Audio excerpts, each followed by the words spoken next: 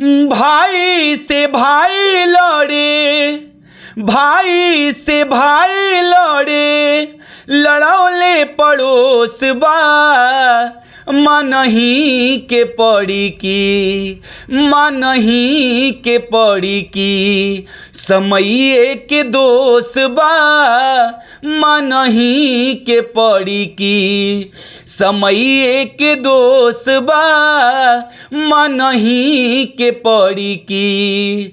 भाई से भाई लड़े, भाई से भाई लड़े, लड़ौले पड़ोस बा, मनही के पड़ी की, मनही के पड़ी की, समय के दोष बा, मनही के पड़ी की, समय के दोष बा, मनही के पड़ी की। ई सब समय के दोष बा और अपन तनी सा मेंटली ई जोन प्रॉब्लम बा ओकरा खातिर। अच्छा, पड़ोस का कहीं ना कहीं आपका ध्यान पटदार पे तो नहीं जा रहा है? पटदार तो मान लीजिए लड़बे करेला, भाई भाई तो लड़ते बा, तीसरा मजा लेला कबो। हाँ, दो लोग झगड़ा करते देखी तीसरा मजा लेता है। और आगे ये लाइन के लिखले बानी, फिल्म के नकल करस बाड़ी में हरारू, मर्द के संगे संगे पियताड़ी दारू, मर्द के संगे संगे पियताड़ी दारू। ये सब समय करा होता। जैसे मुंबई गए नहीं घूमे खातिर तो बड़े भैया धीरज तिवारी जी बोले कि चलो बाहर घुमाते हैं, तो हम उस देखले ना रहनी तो सोचनी तनी एक बार जाई, देखनी कि मर्द मेहरारू सब साथ एकदम पैक लड़ा पियबो करता, वो जब खुल के खूब डांस होता। तो ये सब फिल्म के लोग नकल करता, समय करा होता। फिल्म के नकल करस बाड़ी में हरारू, मर्द के संगे संगे पियताड़ी दारू, मर्द के संगे संगे पियताड़ी दारू।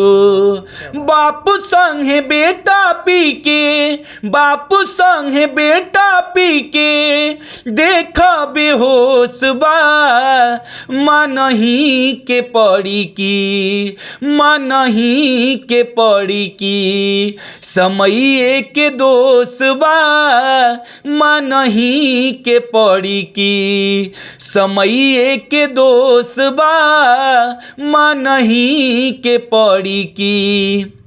और लास्ट लाइन में, लूचा के राज भइल धर्मी धराता, धन के लालच में जान भाइयों के माराता, धन के लालच में जान भाई के माराता।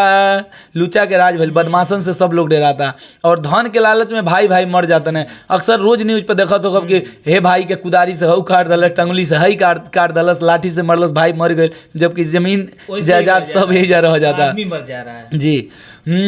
लूचा के राज भइल धर्मी धराता, धन के लालच में जान भाइयों के माराता, धन के लालच में जान भाई के माराता।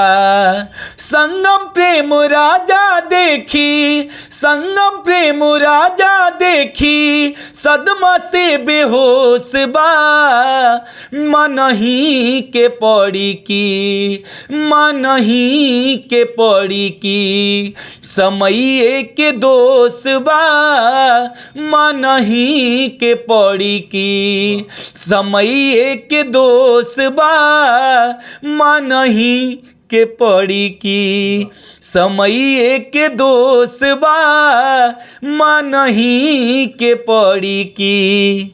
ये सब समय के दोस्त बा। बिल्कुल। तो इस समय आधारित समय घटनाओं पे घटित गाना को इन्होंने गाया। आपको कैसा लगा कमेंट बॉक्स में अपनी राय जरूर देखिएगा। आप देख रहे थे OBBR न्यूज के साथ मैं शत्रुघ्न कुमार यादव। नमस्कार।